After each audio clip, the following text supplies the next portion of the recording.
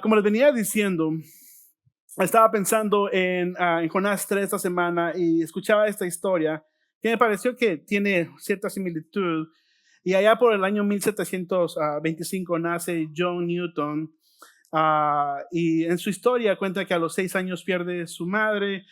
Tiene un padre que es capitán de un barco, de barcos en Londres, y por consiguiente él nunca está presente, no tiene a su madre, y creciendo crece técnicamente solo y sin buena influencia lo lleva a vivir una vida desenfrenada, llena de pecado. Y a los 11 años, él decide ir a trabajar en uno de los barcos de su padre. O sea, miramos la diferencia en cultura. Entonces a los 11 años va y empieza a trabajar en uno de esos barcos, empieza a integrarse al comercio de esclavos y poco a poco Newton llega a ser conocido por su crueldad, por su amargura, por su blasfemia, rechazando a Dios completamente.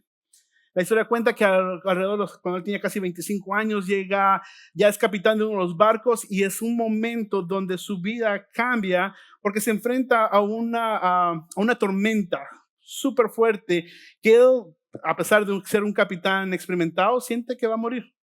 Y es un momento donde él viene y pide a Dios misericordia para su vida, y clama en ese momento y milagrosamente la tormenta para y no muere.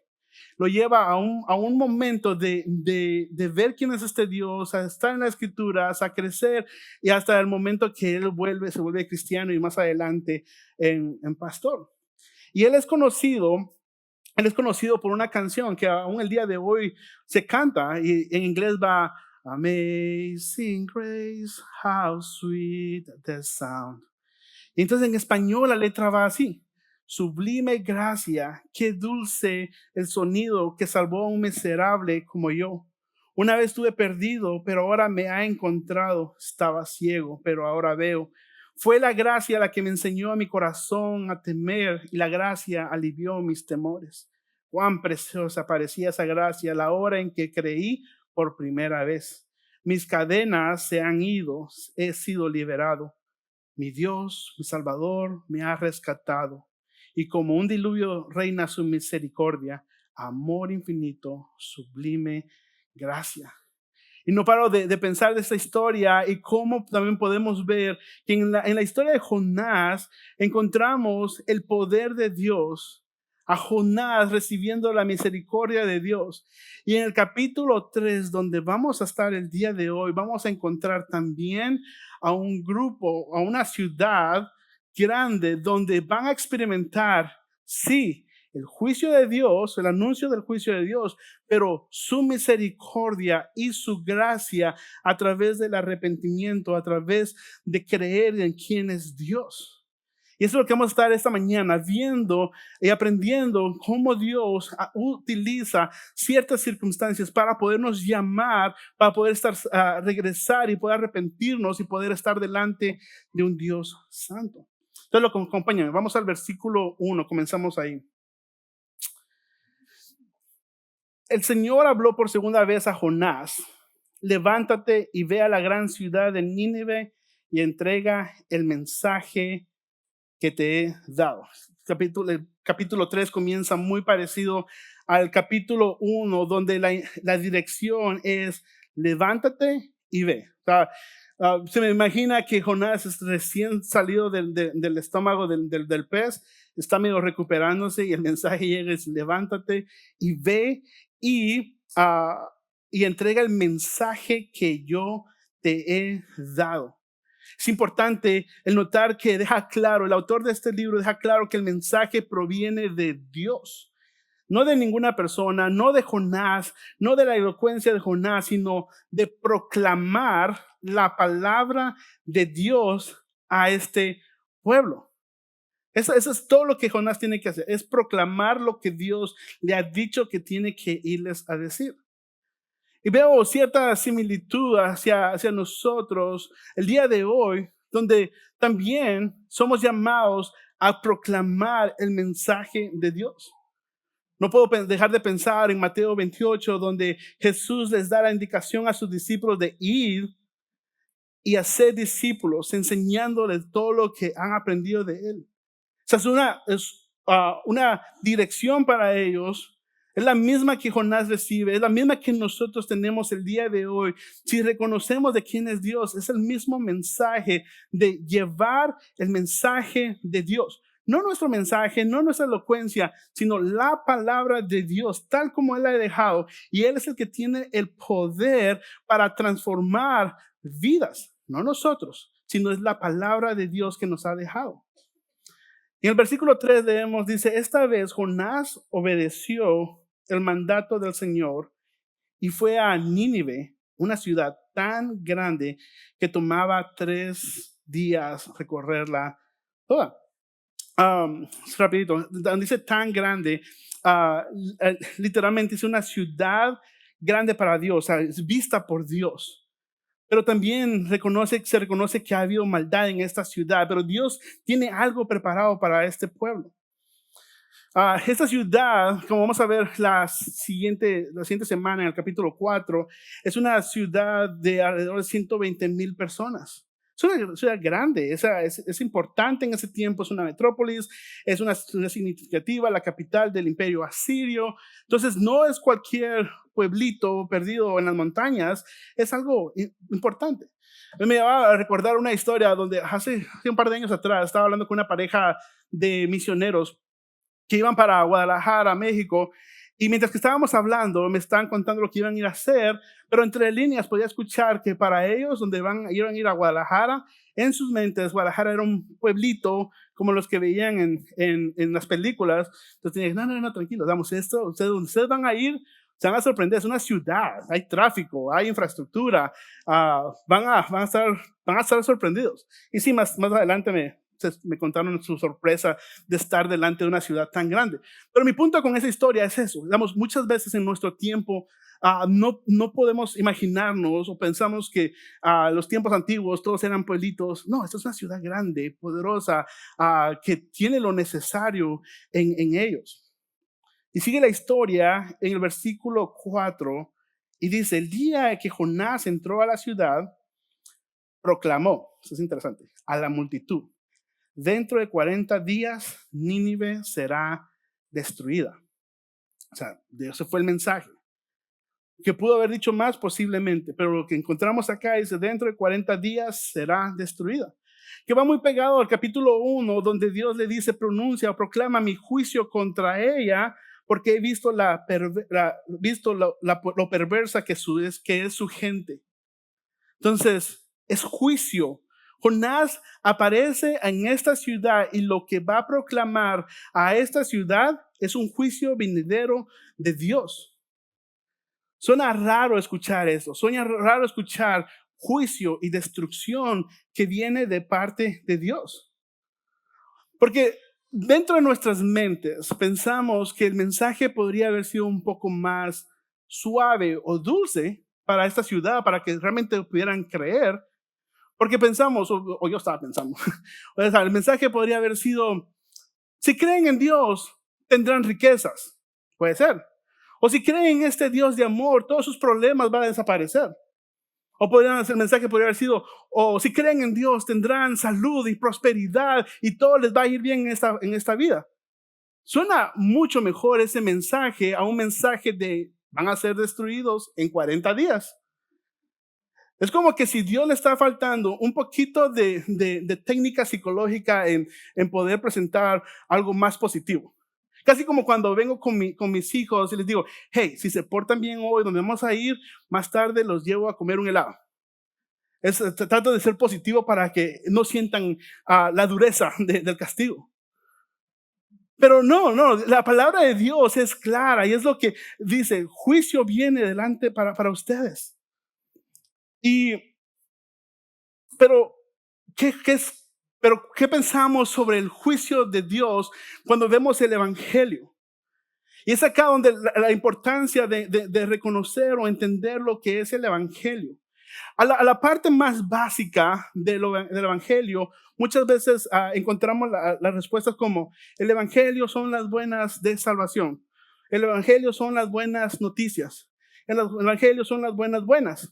Y podemos dejarlo de una forma súper simple así, lo que es el Evangelio. Pero cuando entramos un poco más, ¿qué es el evangelio? ¿Qué es el evangelio? Porque para que hayan buenas noticias, significa que hay malas noticias. Entonces, lo que vamos a responder con el evangelio es, esas malas noticias, hay buenas, por eso hay buenas noticias. Es como si yo dijera el día de hoy, la guerra ha terminado. Es porque la mala noticia es porque había guerra o hay guerra. O ya no tengo cáncer, pero la mala noticia es que había cáncer. Entonces, la cura o la buena noticia responde a una mala noticia. Y la mala noticia es que toda la humanidad, incluso los que estamos acá, todos hemos pecado delante de un Dios santo y por consiguiente estamos destituidos de la gloria de Dios. Estamos apartados de la gloria de Dios. No tenemos una relación íntima con Dios. Ese es el mayor problema de la humanidad. Ese es el punto número uno que todos debemos entender, que todos somos pecadores y no podemos estar delante de un Dios santo por nuestras propias fuerzas o por nuestras propias riquezas, sabiduría, inteligencia, lo que ustedes quieran poner. Nada nos puede acercar a Dios por nuestros propios lados. Entonces, esas son las malas noticias. Y son muy malas porque no podemos hacer nada. Y en medio de todo eso, una de las verdades claras que debemos de tener en todo esto es que Dios es santo y es justo, lo cual significa que el pecado no puede quedar sin justicia. Esa es la otra parte. Esa es parte de la mala noticia. El pecado tiene que ser castigado porque hay un Dios santo y justo. Su santidad exige pureza y su justicia demanda que todo pecado sea castigado. Y muy posiblemente deben estar pensando, Gerson, pero si Dios es amor, ¿por qué me estás hablando de justicia y de la ira de Dios? Y es porque Dios sí es amor. Pero sin embargo, el amor de Dios no elimina ni contradice sus atributos de santidad y de justicia. Es más, de hecho, es porque hay la santidad y la justicia, y cuando entendemos eso, expande aún más el amor de Dios para nuestras vidas. Entonces, es un amor que no compromete su carácter, sino que opera en perfecta armonía con su santidad y su justicia, ofreciendo un camino de redención para todos nosotros. Entonces, de las malas noticias que encontramos en el Evangelio, encontramos las buenas noticias, como Pablo dice en Romanos 5:9, donde dice, entonces, como se nos hizo justos a los ojos de Dios, ¿por qué? Por la sangre de Cristo, con toda seguridad, Él nos salvará de la condenación de Dios. Somos justos, Cristo ha pagado el precio. La ira de Dios ha sido absorbida, la justicia ha sido pagada en Cristo y por consiguiente ahora no somos condenados y por consiguiente ahora tenemos una nueva identidad, ahora tenemos esa relación, esa brecha que nos separaba entre el pecado y Dios. Ahora como humanos podemos estar en una relación íntima con el Padre. Y como siempre decimos, tenemos el privilegio ahora de llamarlo Padre y poder estar en su presencia. El evangelio cambia todo, de malas noticias a buenas noticias, que ahora somos reconciliados con el Padre. Entonces, no hay nada en nosotros que podamos hacer para ser reconciliados con Dios, pero a través de Cristo, nuestra fe en Él, creer en Él, cambia nuestro estatus y nos da estas nuevas noticias de salvación. Y es por eso que les llamamos buenas noticias, proclamamos eso, porque cambia, en vez de llevarnos a destrucción, nos lleva a una vida de esperanza. Entonces, seguimos con la idea de las buenas noticias. En el versículo 5 vamos a ver el mensaje, cómo recibieron el mensaje de este pueblo. Versículo 5, entonces la gente de Nínive creyó el mensaje de Dios Y desde el más importante hasta el menos importante declararon ayuno y se vistieron de tela áspera en señal de remordimiento o en señal de arrepentimiento, que es la palabra que no está en ese pasaje. Entonces, toda la gente creyó en el mensaje. Todos creyeron en el mensaje. ¿Qué mensaje? El mensaje de Dios. Entonces, por un lado, vemos que es la palabra de Dios la que transforma vidas. Es la palabra de Dios la que cambia. Muchas veces queremos ser elocuentes en cómo nosotros presentamos el evangelio. Es más, hay una frase en Latinoamérica, creo en Latinoamérica, que dice, una frase que he escuchado, que dice, vive tu vida y cuando puedas, habla a la hora de presentar el evangelio. Que tu vida sea el ejemplo y cuando tengas tiempo puedes hablar sobre el evangelio. No, el mensaje de Dios es el que transforma, no mi vida, no mi moralidad, es el mensaje de Dios el que termina transformando las vidas de las personas. Pero por otro lado, encontramos que ellos creyeron el mensaje y por consiguiente toman acción en sus vidas. El creer lleva a acción y para ellos, sin conocer mucho, fue ayuno y se vistieron de telas ásperas en señal de un arrepentimiento delante de un Dios santo. Todos tuvieron esta posición de humildad, porque desde el más importante hasta el menos importante, decidieron ayunar y ponerse estas vestiduras que representan luto, tristeza. Representa que todo este pueblo toma una posición de humildad, una postura de humildad delante de Dios. Entonces, para creer y obedecer se necesita humildad. Es demasiado importante la humildad, porque sin humildad no podemos llegar a realmente entender lo que Dios ha hecho a través de Cristo por nosotros. ¿Por qué? Porque sin humildad nosotros somos el centro de la historia. O sea, vivimos en este país, entonces podemos decir, tengo dinero, tengo salud, tengo esposa, tengo casa, tengo carro, puedo viajar, tengo ahorros, tengo seguro. ¿Para qué necesito a Dios? Tengo todo, lo controlo, estoy en control de mi vida. Pero la humildad nos lleva a reconocer que estamos delante de un Dios santo, que es nuestro mayor problema y nos lleva a un arrepentimiento, nos lleva a humildad, a creer en lo que Él ha hecho por nosotros. Entonces, el creer nos lleva a acción, nos lleva a ponernos en una postura de humildad delante de Dios. Nuevamente, las expresiones que ellos tienen de ayuno y de las vestiduras, las telas que se ponen, simboliza humillación y duelo. ¿Duelo por qué?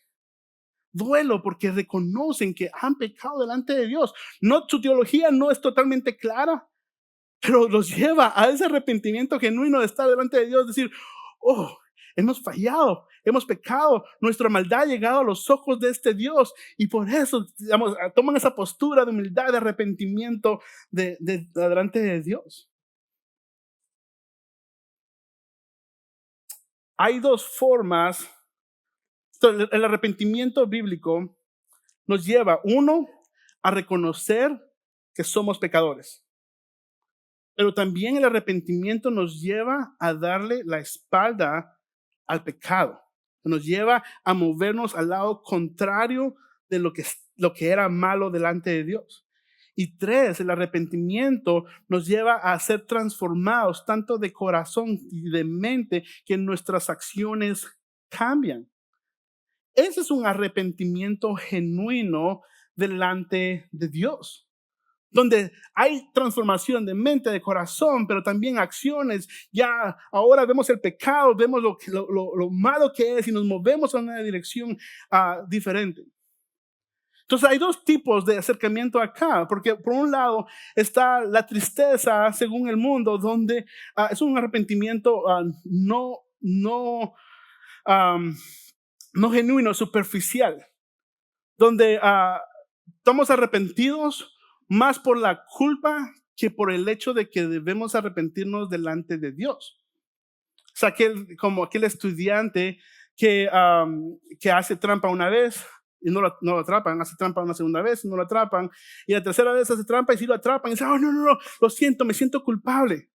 ¿Realmente está arrepentido o simplemente tiene la culpa de haber sido atrapado por las acciones?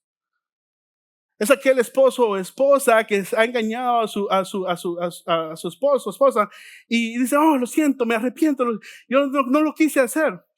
¿Realmente hay un arrepentimiento genuino o es simplemente la reacción de haber recibido las consecuencias de su pecado? Entonces, hay un arrepentimiento genuino delante de Dios que produce ese sentir de estoy pecando delante de Dios contra ti, solamente contra ti he pecado, Dios, y quiero hacer tu voluntad y me muevo a hacer lo contrario. No necesito llegar a ese punto donde soy atrapado, las manos en la masa, para yo realmente sentirme arrepentido. No, no, no.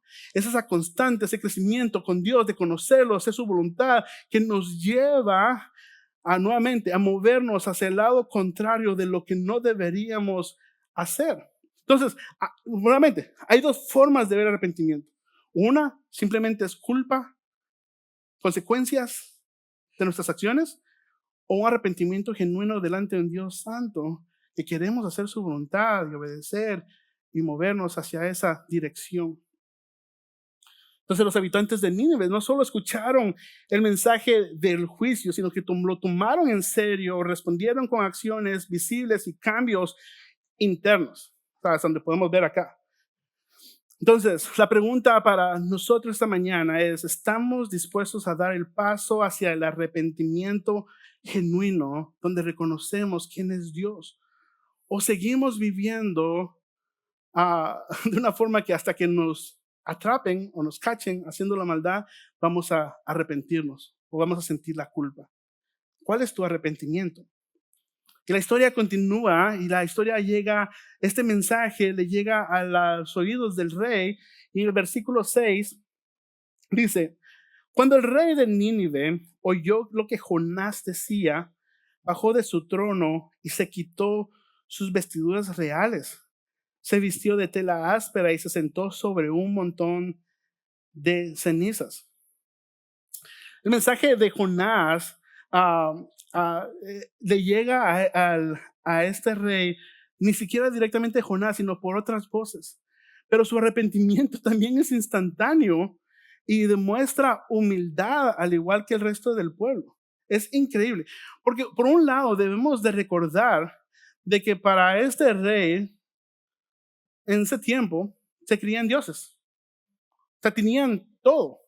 El poder de toda la nación, la aceptación de todos, tenían la influencia, o sea, tienen todo. Y este rey toma una postura de humildad. El rey no espera a que ve por la ventana en qué momento empieza a caer el fuego o empiezan a destruirse la ciudad para él tomar acción de arrepentimiento. No, escucha el mensaje y responde al mensaje en una humildad espontánea. Porque dice que bajó de su trono y se quitó las vestiduras reales. Él está diciendo, ok, me quito de esta posición de autoridad porque por lo visto yo no soy la autoridad máxima, y me quito mis vestiduras reales que no valen para nada, sino en vez de eso toma tela áspera de los pobres, de luto, reconociendo su postura delante de Dios y diciendo, Dios, tú eres el que estás en control. Esa es la postura de este rey. Y se sentan sobre un montón de cenizas y da esta idea de que él está reconociendo que de la fragilidad del ser humano, donde del polvo venimos y del polvo regresamos.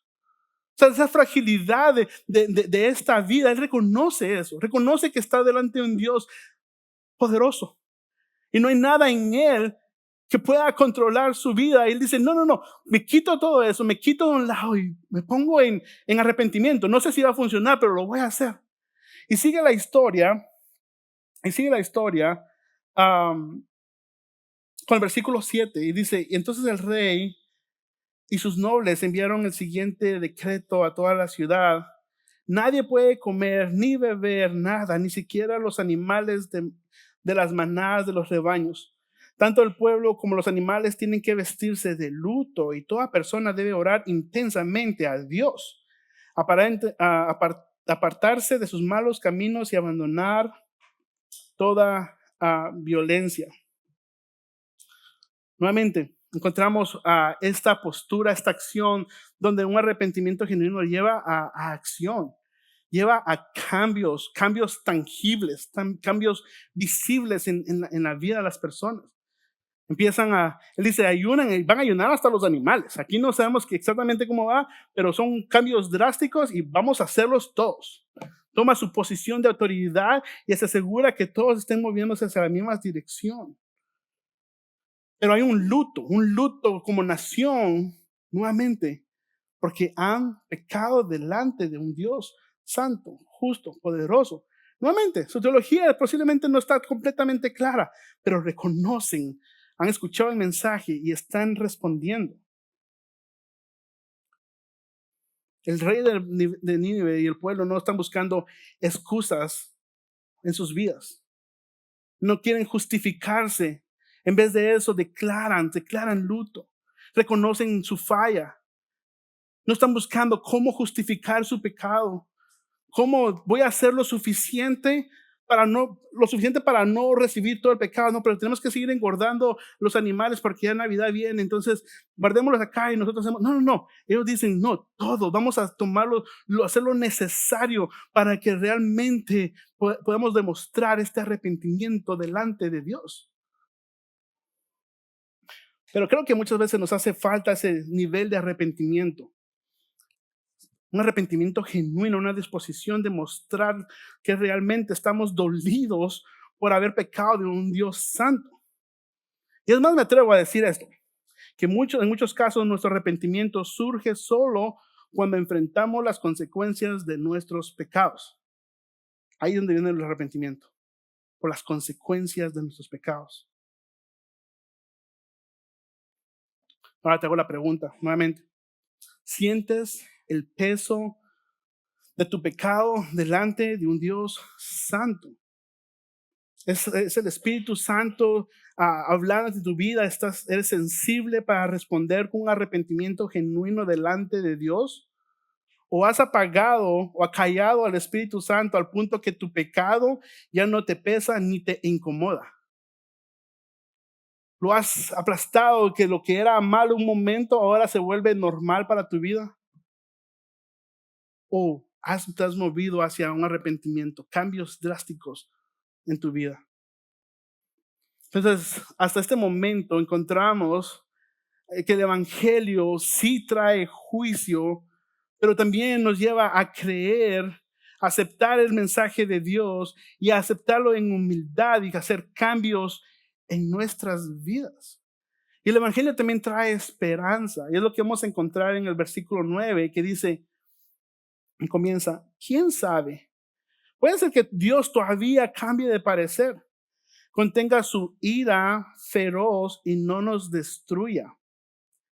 Cuando Dios vio lo que habían hecho y cómo habían abandonado sus malos caminos, cambió de parecer y no llevó a cabo la destrucción con que los había amenazado. Entonces leemos este pasaje y podríamos pensar, ¿será que Dios es como el hombre que cambia de parecer? Hoy sí, mañana es no, puede cambiar de pensar. Es más, el año pasado tenía esta conversación con alguien y me decía, hey, una de mis mayores preocupaciones es llegar al cielo, haber hecho todo lo correcto acá, llegar al cielo y que Dios haya cambiado de opinión. Suena chistoso, pero al mismo tiempo yo lo escuchaba y decía, ok. O sea, sé de dónde viene el trasfondo de los que estaba hablando, pero al menos era sincero lo que estaba compartiendo. ¿Será que cuando llegue allá tal vez pida algo diferente a simplemente poner mi fe en Cristo? Pero su palabra no cambia. Cuando encontramos esto, encontramos el juicio y el amor de Dios, no son dos cosas diferentes. Su palabra, su carácter no cambia desde la eternidad pasada hasta el presente, a través de la historia de la Biblia, el día de hoy, en la eternidad futura. Dios sigue siendo el mismo. En lo que Él dijo un día, esto es pecado, sigue siendo pecado el día de hoy y el resto de la eternidad. Dios no cambia. Entonces, Dios no es como nosotros, que hoy pensamos una cosa y mañana es otra, o que decimos algo y mañana vamos a hacer otra cosa. No, Dios es completamente inmutable y siempre es el mismo y siempre será el mismo. Y eso debe traernos paz a nosotros en nuestras vidas. Lo que vemos en este pasaje es que Dios sí castiga el pecado. Hay un juicio al pecado. Y esto es así porque, nuevamente, Dios es santo, Dios es justo y la paga del pecado es muerte. Y sin embargo, también vemos que Dios extiende su justicia a todos aquellos, su gracia a todos aquellos que creen en Él. Y es acá, no son opuestos, sino van juntos. Las dos verdades son reales. Las dos verdades. Es por eso que cuando regresamos a la cruz y vemos lo que Dios ha hecho a través de Jesucristo, nos debe llevar a un momento de asombro. Porque lo que todos nosotros nos merecíamos era el juicio de Dios. Éramos pecadores separados de la gracia de Dios, pero Dios crea un camino que no tenía que crear, pero lo crea a través de su Hijo, dando lo más precioso y llevándolo a la cruz y muriendo como un criminal, muriendo. Y ahí Dios cambia nuestro estatus cuando ponemos nuestra fe en Jesucristo. Eso nos debe llevar a ese agradecimiento, a ese asombro, a ese arrepentimiento, porque vemos el amor de Dios desplegado en Cristo. Entonces, estas dos verdades son reales. Que claro, por un lado, Dios sí castiga el pecado, pero por el otro lado, somos justificados delante de Él a través de Cristo. Extiende su gracia, misericordia a todo que Él cree en Él. Entonces podemos llegar y podemos confesar: contra ti, solamente contra ti hemos pecado. Yo soy culpable, soy pecador, yo he fallado. Sigo atado a las cadenas del pecado, pero también reconozco que tú eres grande y puedes cambiarme.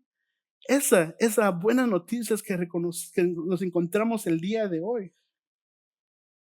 Y sí, la misma gracia y la misma misericordia que Dios mostró al rey y a esta ciudad de Nínive es la misma gracia y misericordia que es presentada el día de hoy a todos nosotros.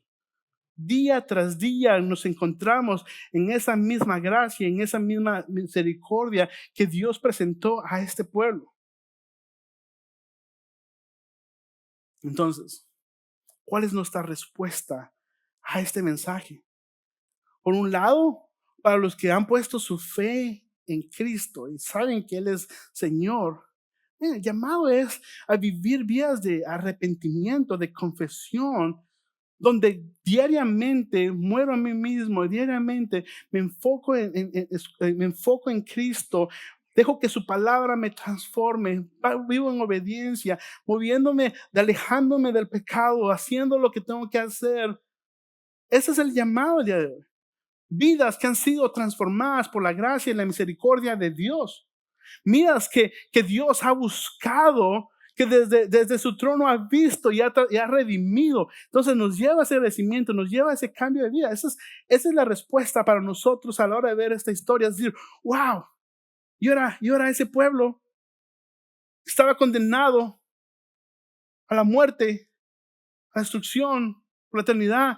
Pero Dios, en su gracia, en su misericordia, me ha presentado su mensaje, me ha dejado que responda al mensaje y me ha transformado. Ese es el mensaje, agradecimiento. Pero por otro lado, si tú no has puesto tu fe en Cristo, todavía estás en esas dudas, déjame decirte, el hecho de que estés acá nuevamente es Dios llamándote y buscándote, dejando que su mensaje te llegue a tu vida, a tu cabeza, a tu corazón, y que tú puedas responder a ese llamado. Que puedas ver lo grande, quién es Dios. Que sin Él no puedes hacer esta vida ni la siguiente. Que Dios te ha llamado, no simplemente para sacarte tus problemas, sino para decirte: eres mi hijo, mi hija. Vives en mi reino, eres parte de mi reino desde este momento hasta la eternidad. Ese es el mensaje que Dios ofrece a través de este pasaje nuevamente. Una vez más te ofrece la oportunidad que puedas presentarte delante de Él y decir, soy pecador, me arrepiento de mis pecados, quiero vivir para ti. Te llama a vivir vidas de arrepentimiento. De la misma forma que este pueblo reconoce y vive a la gracia de Dios, es la gracia que Dios quiere ofrecerte a ti. Entonces te pregunto, esta mañana, ¿has creído en el mensaje de Dios? Y eso vas a tener que luchar contigo mismo y responder esa pregunta. Pero para todos podemos llegar a este momento donde podemos ver a este Dios santo, justo, bueno, agradable, perfecto, soberano, y ver lo que ha hecho por nosotros. Y realmente como John Newton escribe, dice, sublime gracia, y podemos decir todos juntos, sublime gracia, qué dulce el sonido que salvó a un pecador, a un miserable como yo. Oremos. Padre, gracias por esta mañana que nos permites nuevamente abrir tu palabra. Padre, reconocemos nuestra necesidad por ti. Reconocemos que somos pecadores, pero reconocemos que tu gracia es abundante. Reconocemos que tú has proveído a través de tu Hijo amado el camino a la salvación, el camino a la relación contigo. Padre, reconocemos que somos pecadores, reconocemos que somos orgullosos, reconocemos que queremos hacer nuestra propia voluntad, pero al mismo tiempo ponemos todo eso delante de ti, reconociendo nuestra necesidad de ti. Ayúdanos a vivir en obediencia todos los días. Ayúdanos a poner nuestras vidas bajo tu autoridad. Te necesitamos, Padre. En el nombre de Cristo Jesús. Amén.